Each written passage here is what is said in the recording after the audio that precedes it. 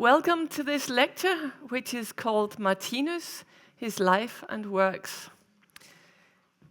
I was asked to give this lecture because this year is the 100th anniversary of Martinus' world picture. It's 100 years since Martinus had the profound spiritual experience on the 24th of March, 1921, that enabled him to understand, to see all the laws and principles of life, and enabled him to write his large amount of works and draw his symbols and give his lectures. He presented what he called the eternal world picture. We don't usually talk so much about the man himself, but on this occasion we thought it was perhaps appropriate. So, and I need a pointer. So, let's start at the very beginning. A very good place to start. This is the earliest photograph we have of Martinus. He was 11 years old. This was a school photo. Martinus was born on the 11th of August, 1890, in Sindal, in Vendsyssel, which is in the north of Jutland. His mother was Else Christina Mikkelsen, and his father was unknown. But Martinus himself believed that he was his mother's employer, an estate owner called Lars Larsen. He owned a large farm in the area. So Martinus was born out of wedlock. He was a so-called illegitimate child. This is his mother, taken in 1897. She had 3 other children, older than him. But she, I don't know for what reason, but she couldn't have Martinus with her at the farm where she worked. So she fostered him out. Her brother and his wife took him, so he was brought up with foster parents. This is Martinus in 1961 in Sindal. Here he's at the grave of Lars Larsen. This is a man who Martinus presumed was his father. He owned the estate called Christianshede, and later it was known as Christiansminde. It gets a bit confusing when you read about these things because they're the same place. But a stable hand called Michael Thomsen was paid to be named as Martinus' father. So that's where the Thomsen comes from. Martinus' surname was Thomsen, but he dropped it as a writer. He didn't use his surname as a writer. This is a picture of Martinus doing military service in the Danish Navy. Mostly Martinus worked as a dairyman. He worked in various dairies throughout Jutland, and even on Funen. And then he was called up like many young men, and we think this picture is from 1913.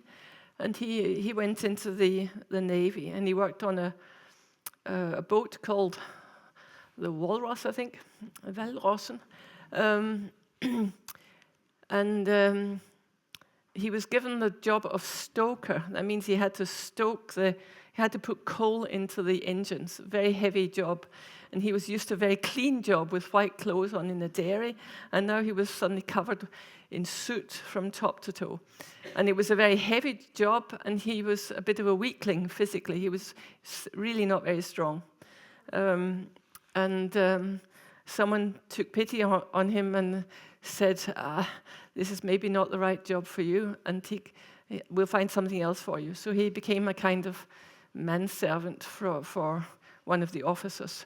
So he made his bed and did different lighter duties.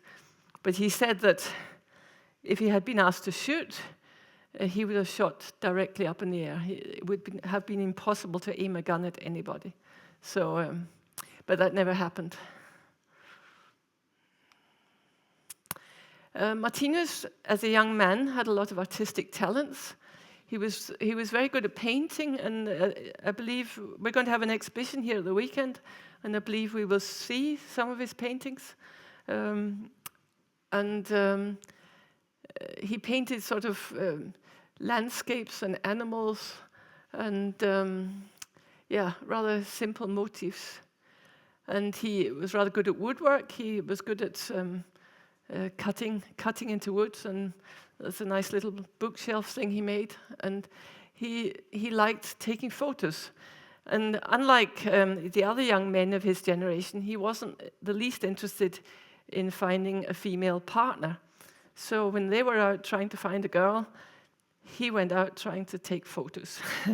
So he didn't share their interests at all. But these artistic hobbies served him well later on when he came to draw his symbols and make his slides. He did all that work himself. In the beginning, he painted his slides on glass plates with a brush that was 1 hair wide.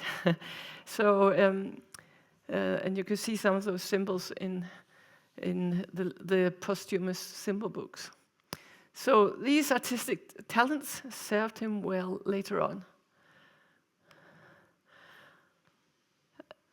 Now we get to a more important part of his life, where he moved to Copenhagen, and he got a job in this dairy, Enigheden, in Nørrebro, Northbridge part of Copenhagen.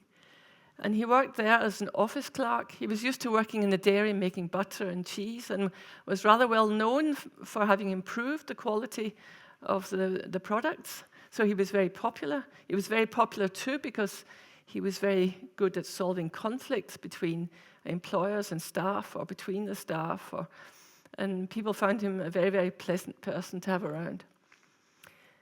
While he was working at this dairy, he met another young man who was reading a book. And he told Martinus about this book. It was a theosophical book, as far as we understand.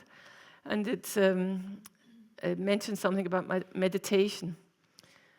And but the young man had borrowed the book from a man called Lars Nibelvang.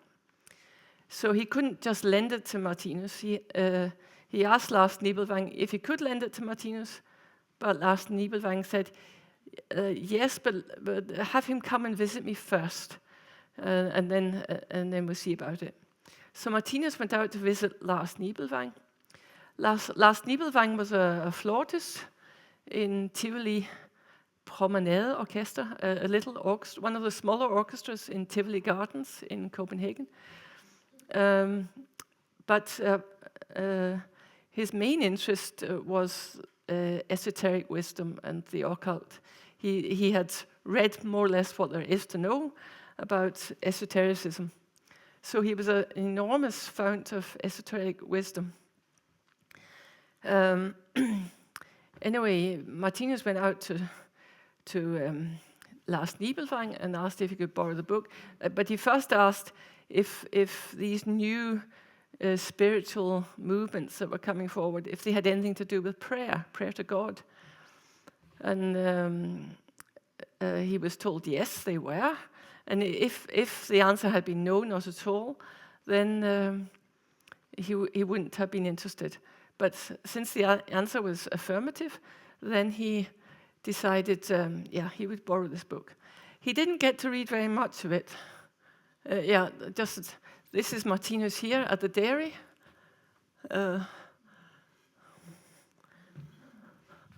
In 1920. So this is the year before this experience took place. And this is Lars Nibelvang, who Martinus borrowed the book from.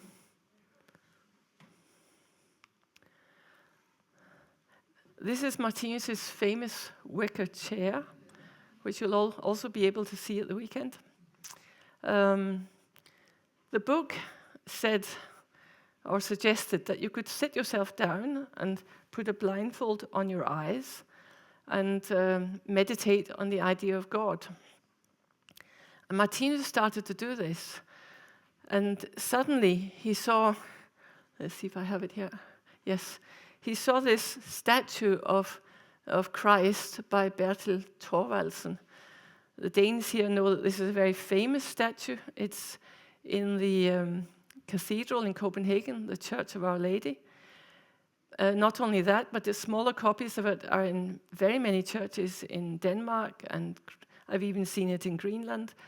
And many people had small copies in their homes, so I more or less say that nearly all Danes knew this figure.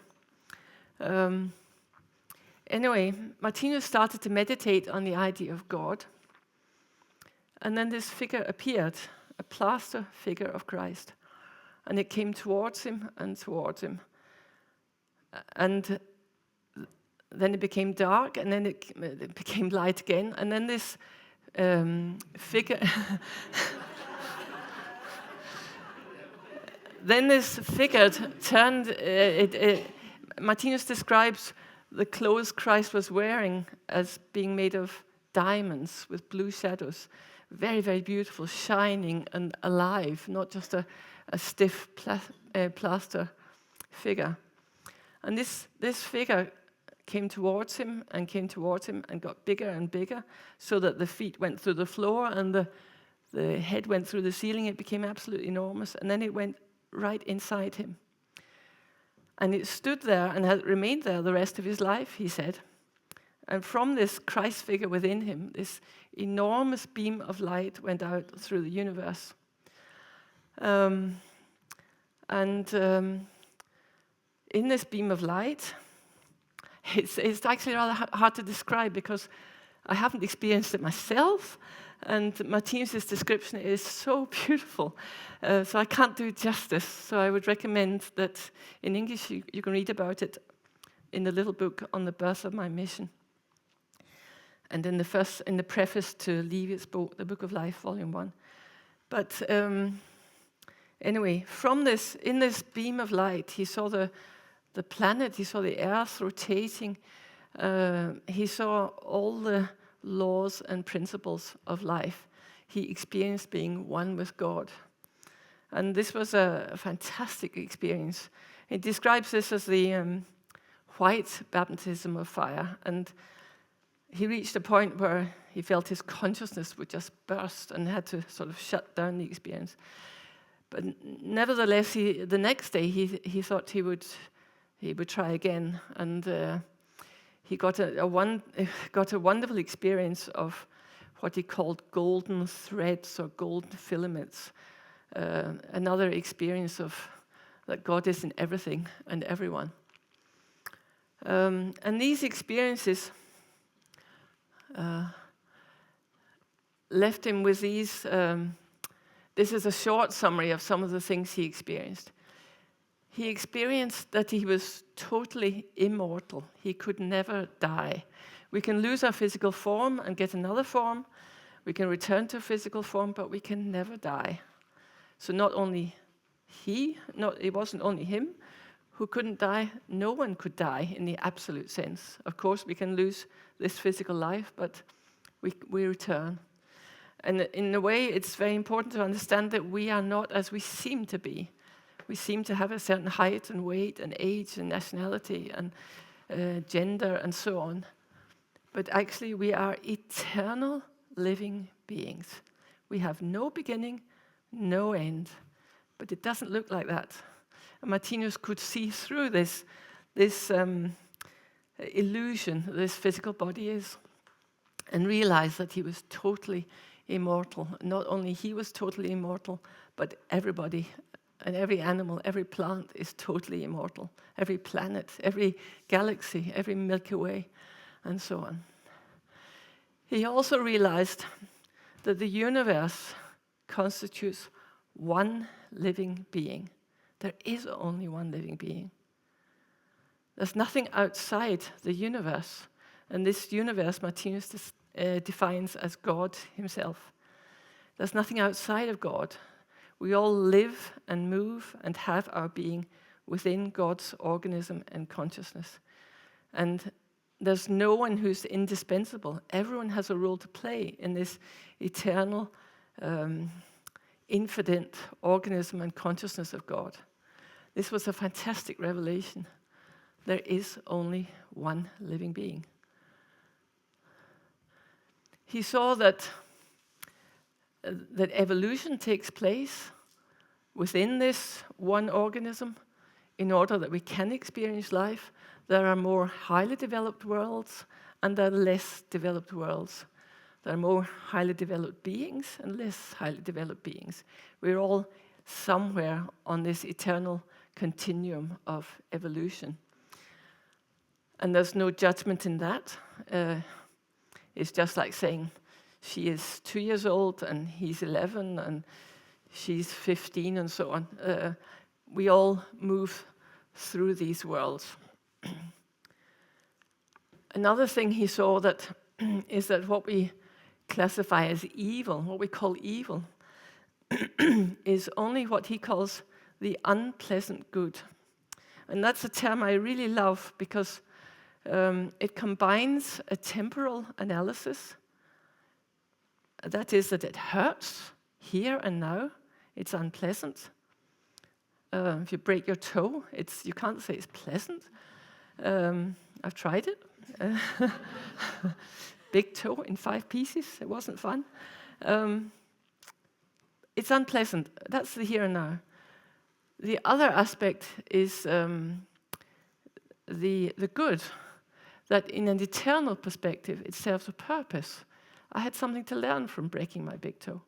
And, life hurts in all sorts of ways. We have unhappy love, we have poverty, we have war, we have sexual confusion, we have problems with the relationships, illnesses, you name it. So there's an awful lot of unpleasantness in this world. But Martinus manages to balance empathy for the temporal state with seeing the eternal meaning behind the unpleasantness. So he says that when he says that everything is very good, he's not saying that everything is very pleasant. Some things are pleasant, some things are unpleasant, but they're all good. They all serve a divine purpose. He also saw that we can gain access to cosmic knowledge only by being sufficiently loving. If we can't love, the doors of knowledge are closed to us. We can't experience the highest wisdom if we're horrible. I mean, if we're nasty and critical and mean and greedy and selfish and vengeful and hate people and, you name it. It closes the doors. So the only way you can gradually open those doors is to be loving. And one of the purposes of Martinus's works is to show us who our neighbor is. Christ said, love thy neighbor as thyself. But who is our neighbor? And how do we love them? And the humane religions have focused mainly on loving other human beings. Even though I once heard the Archbishop of Canterbury, he was sending the British troops to the Falkland Islands to fight the Argentinians. And he said, they say one should love one's neighbor as oneself. That's true enough. But there are some exceptions. And he sent them off to war. So that was a bit of a shock for me. So not even Christianity, at least in his words, was covering all human beings. But Martinus shows that in order to be truly loving, you have to love all beings, all human beings, all animals, all plants. In other words, the mesocosmos. That's the part of the spiral cycle of evolution that we're on. You have to love all of them. And it's a longer lecture to talk about how one does that, but amongst other things, it means being very kind to the animals and not using them for food, or at least gradually getting rid of meat eating. And then he talks about loving one's microcosmos, that is to say one's organs, one's cells, one's particles, the whole inner universe within ourselves.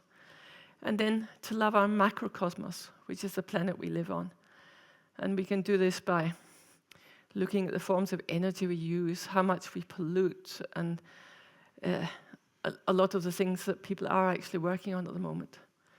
Anyway, it's good to know, and it was very good for me to be very clear that if I wanted to be totally initiated myself and get some sort of access to cosmic knowledge, that the only way was through love. It's a moral issue.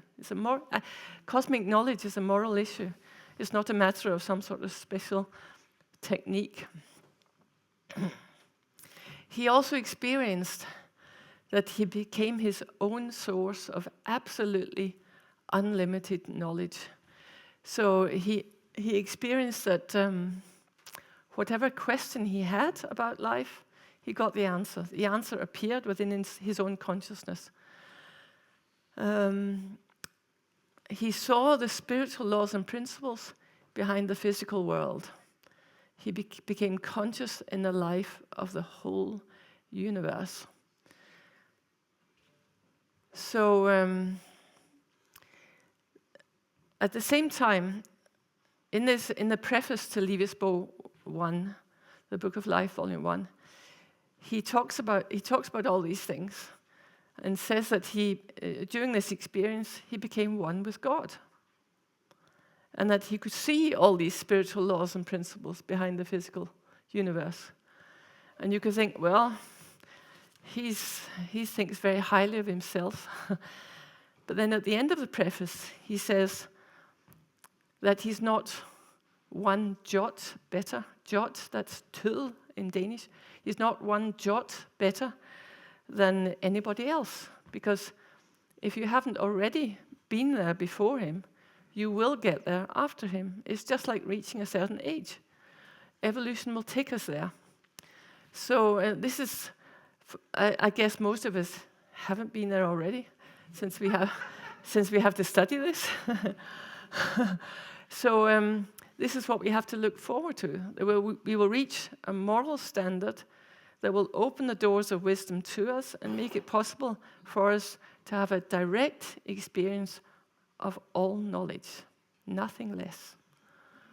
And we will become conscious that the whole universe is alive, and it's God that we meet in every living being. Not bad. So, Martinus got the idea that he should draw some symbols. And this is his original sketchbook from 1924. Here it says on the first page, a study for the production of Livets, the Book of Life, in pictures. And we can see in this book a number of symbols. All of them but one are declared invalid. It says invalid on the bottom of them. It took him a while to find his symbolic language. And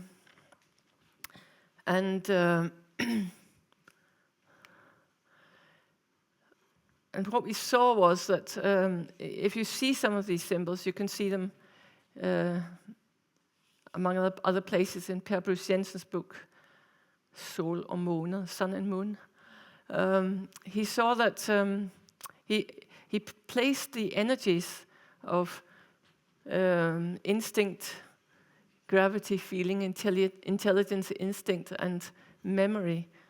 He placed them all on a line with the mother energy.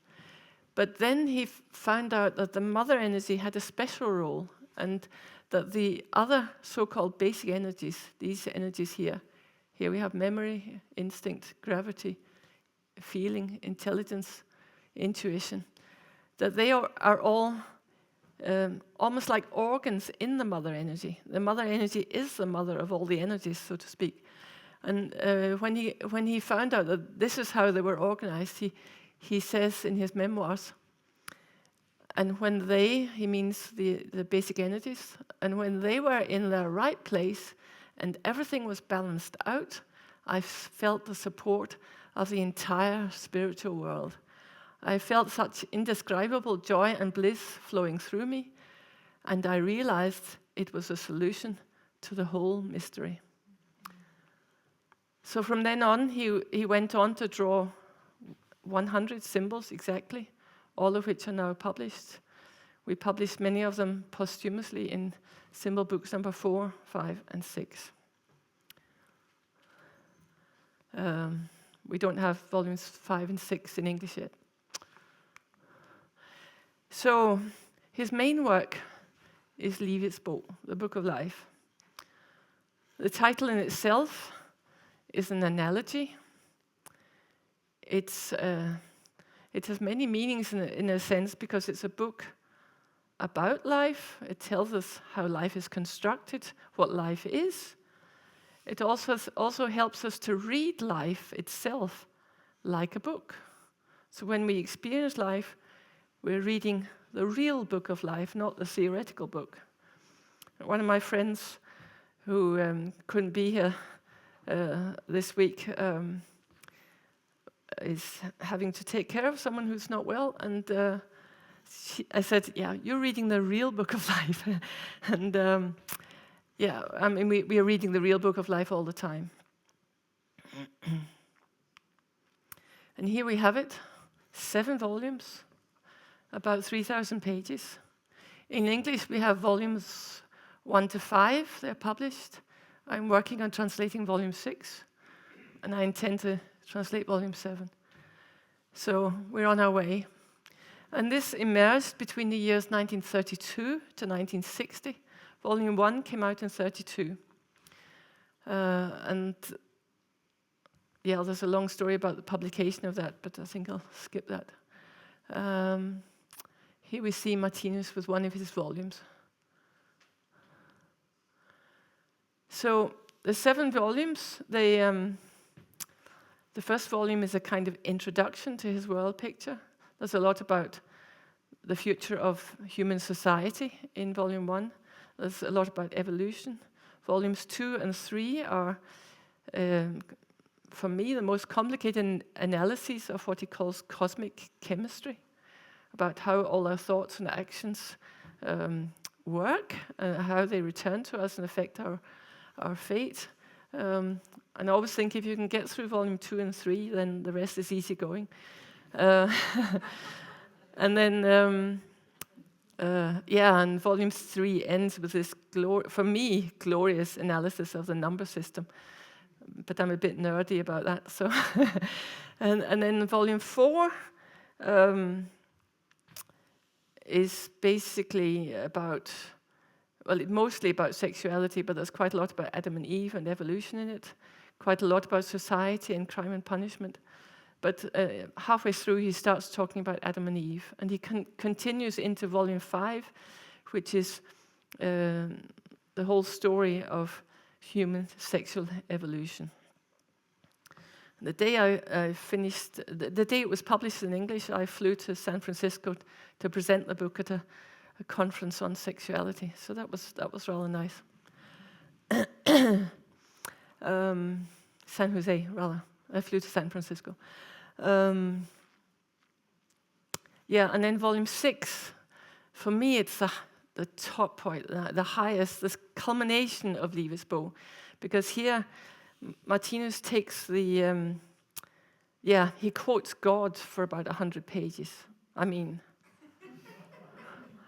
who else does that? But you really feel that he has experienced this. And what he does is he takes this returning prodigal son who's been down in the darkness, been eating with the swine. In other words, been in the darkness where we kill and we're greedy and we're selfish and vengeful and all those things, where we hate and kill and so on. We've been there. And we have learned the lessons of it, and we want nothing more than to return to the Father, so to speak, to return to being one with God. And there's this glorious description of how God initiates the returning living being into the mesocosmos and into the microcosmos and the macrocosmos. So it describes this threefold initiation. So for me, it's the most elevated thing I've ever read. And it's an absolute joy to translate it because I sit there feeling ecstatic. And then volume 7 is about the cosmic world morality, and it's more or less a summary of the moral consequences of this world picture. That's just Livesbo in a few words, and of course 3,000 pages, he uses many, many more words than I do. So in 1960, Livesbo 7 was completed and published, and then Martinus went on holiday. His friends, Sam Zinglerson and Peter Zacco, they had long wanted to take Martinus on a holiday, and he said, no, I can't do it until I've finished working on Livesbo. So once Livesbo was finished, they went on a trip to Egypt, Jordan, Israel, Greece, and Rome. So here we have them in Athens at the Acropolis. Martinus always had a camera. He was a keen photographer all through his life. Here he also has a camera at the pyramids and the Sphinx in Egypt. And here he talked about the pyramids being much, much older than we reckon. He talked about 80 to 90,000 years old. And the Sphinx, of course, was a very important symbol for Martinus because it's a symbol of our mental condition now. We are partly animal and we're partly human. And we are progressing in the direction of becoming completely human. But we're not all there yet. Then Livesbo 1 came out in 1932. In 1933, Martinus decided to publish a magazine, Cosmos. This is the first issue of Cosmos. And he starts with this, for me, absolutely glorious beginning where he sort of pronounces that God speaks to people through all things, pleasant and unpleasant. God's voice is everything that can be sensed, thought, or experienced. And that the more that you learn to understand the direct speech of life, that's one of Martinus's favorite phrases, that the universe is talking to us, God is talking to us. The more we learn to understand that the universe is talking to us, then the more we will gradually come to see that everything is very good, albeit not always very pleasant. So if you want a bit of cheering up, I recommend you to read the beginning of Cosmos number 1. It's like starting a symphony with a big blast of the trumpets, da-da. So, and then this is a current edition of Cosmos with a new layout and new photographs. We have a photographer who helps us. And then in 1967, things began to become more international. Cosmos was published in Sweden, in Swedish. In Danish, it was published in Swedish in Denmark. And then the English edition of Cosmos evolved. It started as contact letters that were first sent out on the 16th of January 1959. The Institute stopped sending them out in 1965 because there were too few subscribers. But in 1971, they set up something called News from the Martinus Institute, and that carried on until 1977.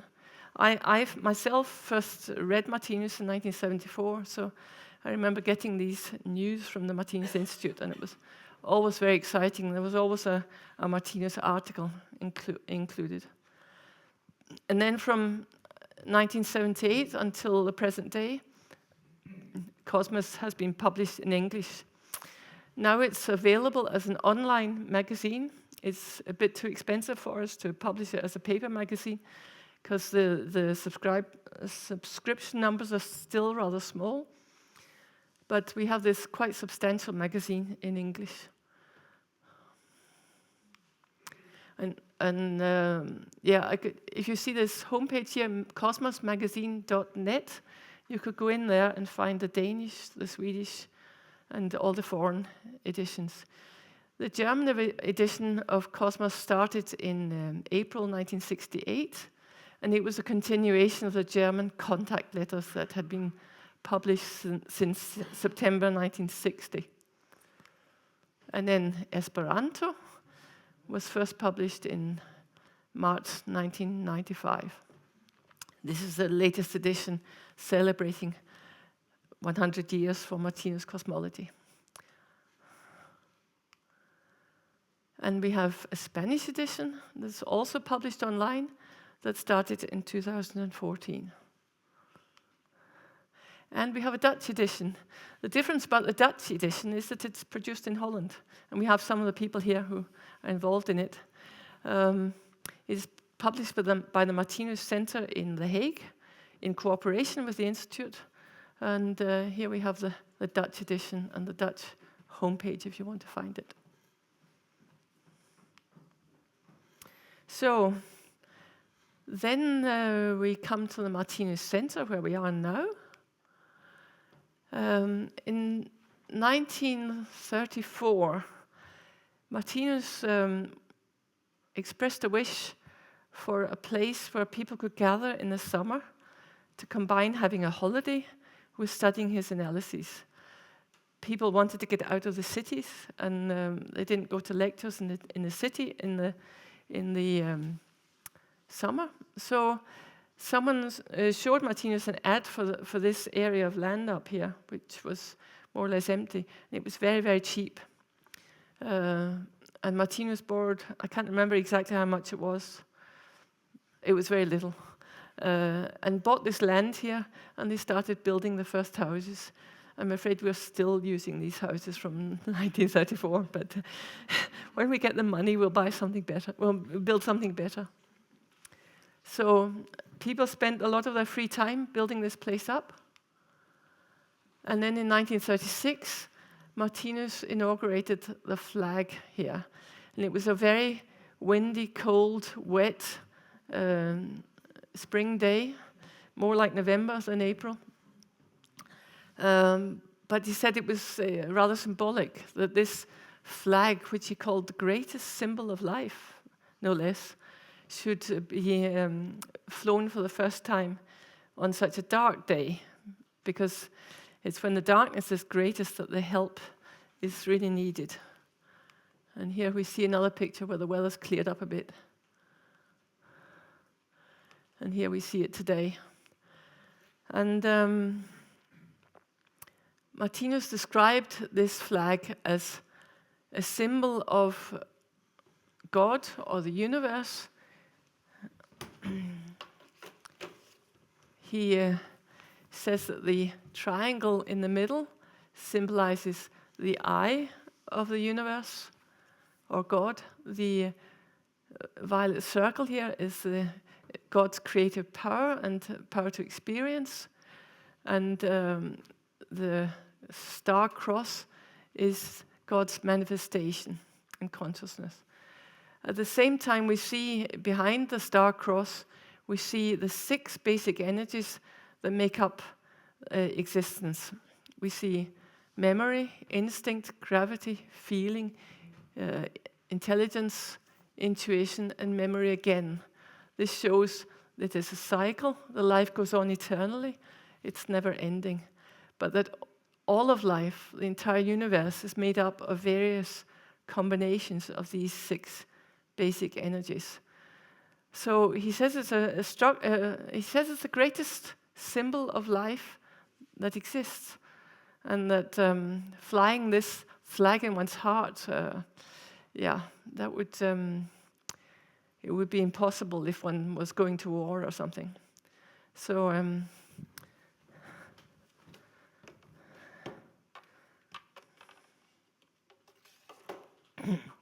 I'll just take a drink.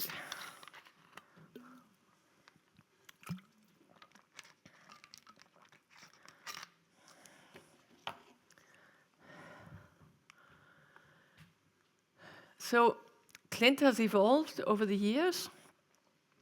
In July 1968, an English week was held for the first time. Originally, this place was called Cosmos Holiday Centre. It wasn't. It changed its name at the end of the 70s, Martinus decided it should be called the Martinus Centre. He thought his name should be on it, so to speak. He also thought it would be easier to find in the phone book if his name was on it. And then in July '69, we had the first German week and the first Esperanto week. Esperanto was important for Martinus. He believed that the world would get a world language at some point, that not that the national languages would disappear, but the world, we would need a world language if we were going to communicate on an equal footing. And when I came here for the first time in 1978 to the one English week, and it was full of Swedes because there was no teaching in Swedish then. One could say the teaching in Swedish here has developed enormously over the years. So, in 1945, Martinus bought Klint Gård, which is a big building over there, which is now a sports high school. But it proved too expensive to run, and they sold it again 8 years later. It became a convalescent home for people who'd been in hospital and weren't well enough to go home, but needed to recover, needed some care. But when the institute sold Klint Gård, they kept a lot of the land. So the land we're standing on now was part of Klint Gård's land. So where the lecture hall is and the red pavilions here. The red pavilions were Klint Gård's old hen houses. So the study rooms over there, they're in the old hen houses. And the pavilion B is also a hen house. And then we built pavilion A and pavilion C. So all of that was Klint Gård's land. So we kept some of the land but sold off the house. But he did predict that at some point we would get this house back. For the moment, it's not for sale, but there isn't economy to buy it either.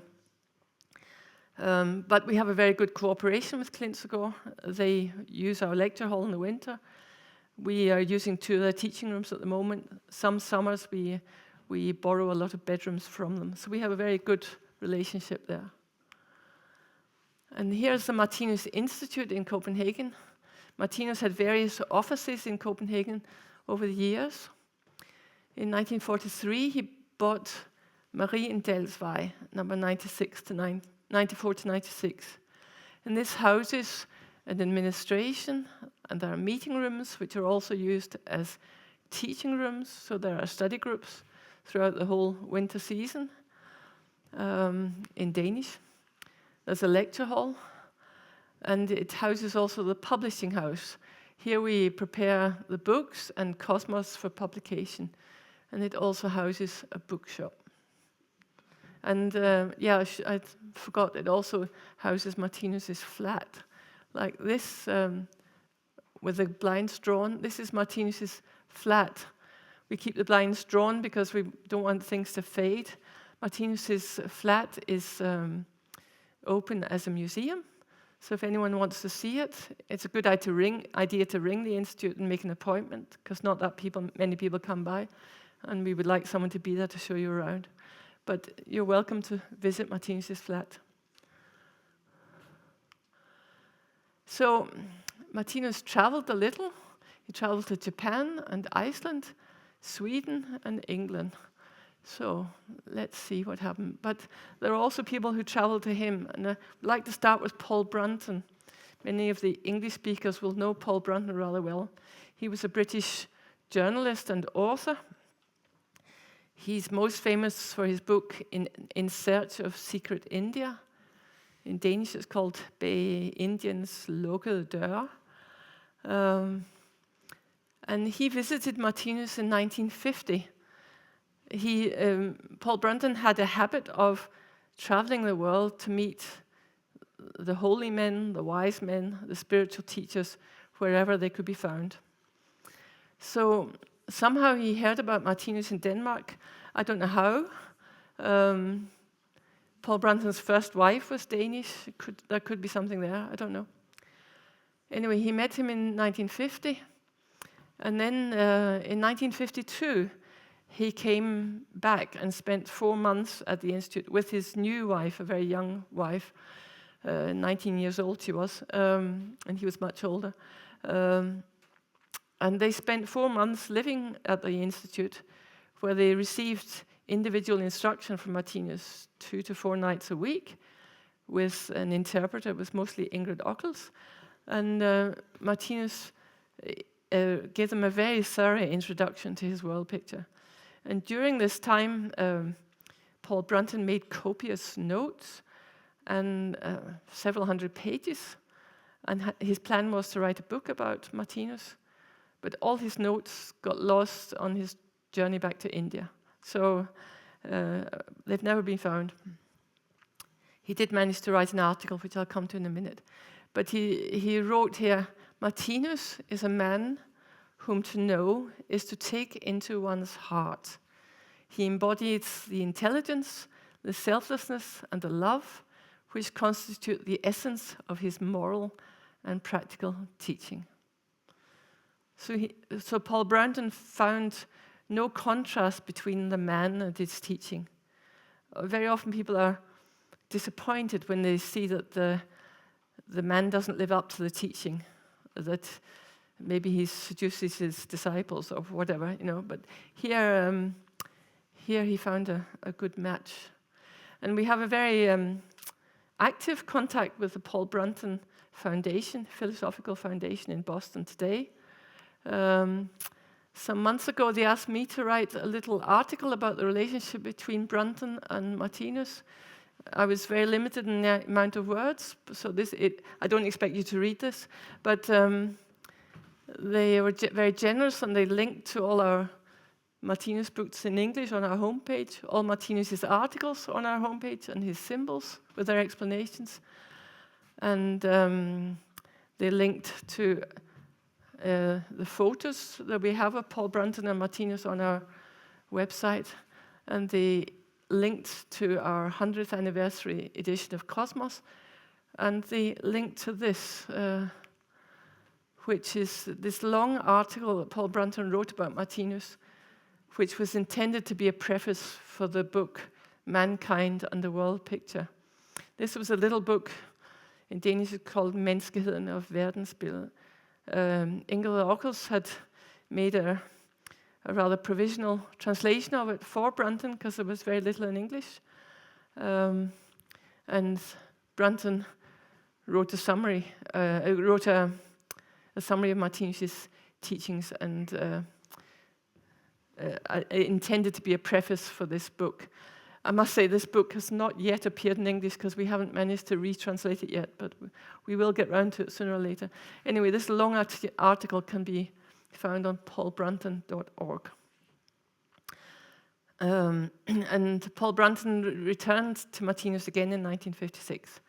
So, but it's interesting that today the Paul Brunton Philosophical Foundation is interested in this connection and interested in promoting Martinus on their own homepage. So in 1952, Martinus made his first journey to Iceland. This was the first of 7 visits between 1952 and 1970. And he was invited by Greta Fels, who was the president of the Theosophical Society in Iceland. In Iceland, he was an enormous success. Hundreds came to his lectures. He gave lectures to a synod of bishops and priests. I mean, that wouldn't happen in Denmark. It's like, I don't know how many, but most of the Icelandic priests and bishops turned up to hear Martinus' view of Christ. He was invited by the Icelandic president to come to tea. The Icelandic president was very interested in spiritual matters, and they had a very pleasant afternoon together where the president asked him about all sorts of things. So he was a bit of a rock star in Iceland. It kept coming back, going back and back. And the Institute intends to publish, as soon as we can, a book containing Martinus's letters from Iceland, from these trips, and his correspondence with some of the people in Iceland, in Danish, sorry. But when this could happen, when Martinus could lecture so easily in Iceland, it was because he didn't need a translator, because Iceland was under Danish rule for a long time.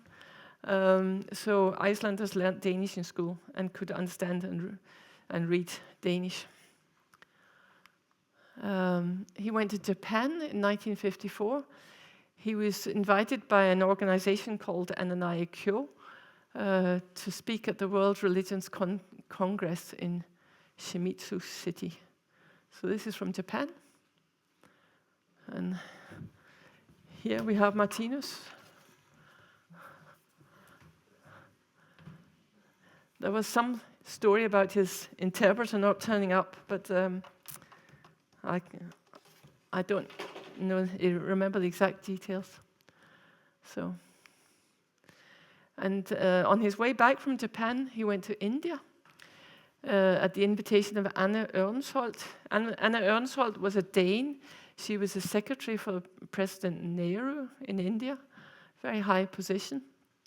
But she was a very keen reader of Martinus's works. So Martinus gave a number of lectures in India, and Anne Ørnsholt interpreted them into English. And personally, I feel a great debt of gratitude to Anne Ørnsholt because she made the first English translations. The first book I read was The Road to Initiation in her translation, and it changed my life completely, so thank you.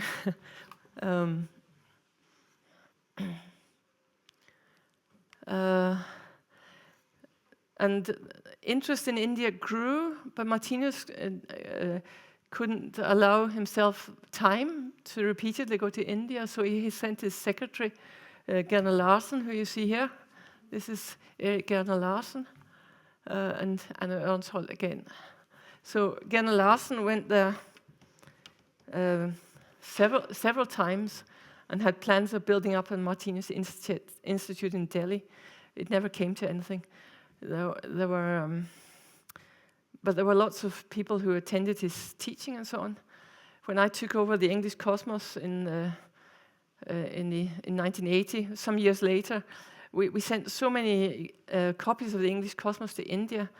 None of them ever paid, and that was okay if they actually still were alive and actually wanted it. But I decided I would write to them all and see if they did actually exist and if they still wanted the magazine.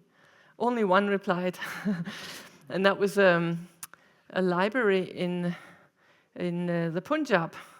And they said they had regular study groups on Martinus, and could we please continue sending the magazine, and several copies if we could, and could we send all the books, because they had a little study group in the Punjab. So that was funny, but it was like all of Erik Gerner Larsen's contacts had died out more or less. This is Centre House in London, where Martinus gave 3 lectures, simultaneously, consecutively translated by Benjamin Saxe. In the 70s, I think it was 76, I heard Mogens Møller give a lecture in exactly the same spot. I was a music student in London at the time. And in following on from those lectures in London, he went to a place called Unity House in Bone End, just outside London, for a weekend with Martinus. And some of you will know some of the people here. This is Mina Bristow, who used to come to these international weeks. She's dead now, but at least her physical body is no longer with us. She was married to Alan Johnson, who was an Esperantist and found Martinus via Esperanto. This is Jeanne Day, or Jeanne Hoare, who translated the first volume of Livets Bog with her husband Axel Hoare. And this is Axel's daughter, Nina. This is Susse Buch. This is Benjamin Saxe, who did the interpreting. This is Sam Zinglerson. This is Peter Grimes, who did the arranging. He arranged the lectures and this weekend. I don't know who all the others are. But Peter Grimes turned up when I arranged lectures in Devon in the 80s. There was time for some sightseeing when Martinus was in England. He went to see Stonehenge and declared that the stones were put there by materialization, not by being mechanically moved. And again, we have his ever-present camera. Martinus had 3 illnesses during his life. In 1956, he had a stomach operation. He had just completed giving the 15 lectures that are the basis for the book, the Grand Courses. And one of his friends who was a doctor thought he was looking terribly pale. And he also experienced that giving that course was rather strenuous for him. But then they found that he had a very low blood levels. So his friend sent him to be examined, and he ended up having a stomach operation. And he felt like a new man after his stomach was bleeding. So, but he experienced his time in the hospital as a real holiday. He had visitors from morning to evening. He was full of energy. He was like a new man after the operation. But it made him think about how he was spending his time, and he decided at that point to stop giving so many lectures and concentrate on finishing Livets Bog. And his 2 assistants, Mogens Møller and Genner Larsen, took over his lecture tours.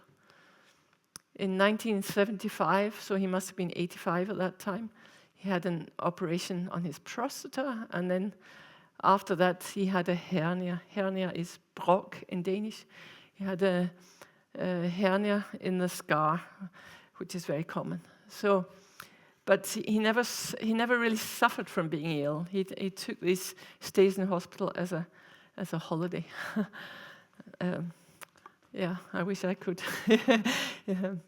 But he wrote to Anna Ørnsholt about this operation.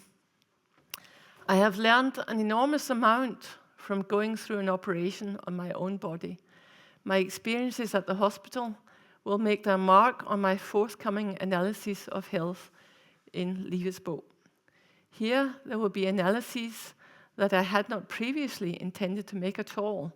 In brief, the illness I have been through stands before me as an experience of light. Yeah, it would be nice if we all could say that, but we will get there. And then we get to Martinus' last birthday celebration in Falconer's Centre in Copenhagen, where Martinus is rather moved, and he knows his life on earth is coming to an end. He dies some months after this. This is in the summer of, it must have been 80, and he died in March of 81. And he says here, I'm not dead yet, and even if I am dead, you can be assured that I am with you. And then he sort of swallows a bit, I am with you.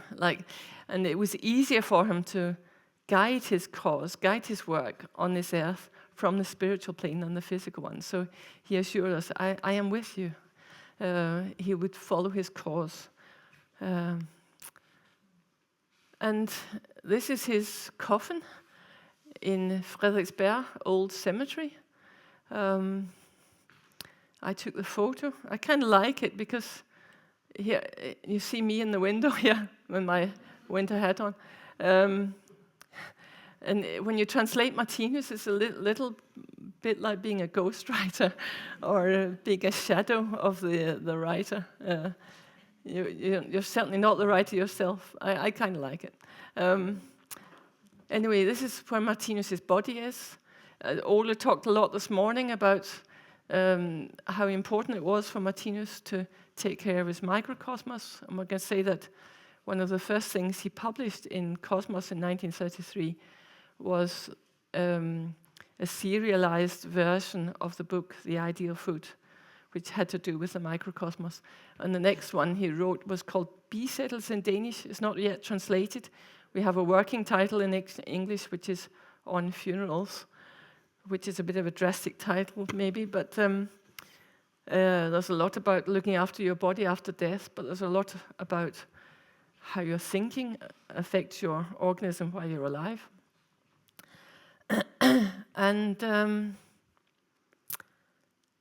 in order to take care of his microcosmos and to demonstrate the importance of it, he had his body embalmed, and he had his body laying in a zinc coffin surrounded by a very heavy oak coffin, so it could survive. So even at the end, he was demonstrating, love your microcosmos. He wasn't doing this in order to be famous or show, look at me, even when I'm dead, but to say this whole area of loving one's microcosmos is something very important. That was a quick run through Martinus' life and works. I think that's all for now.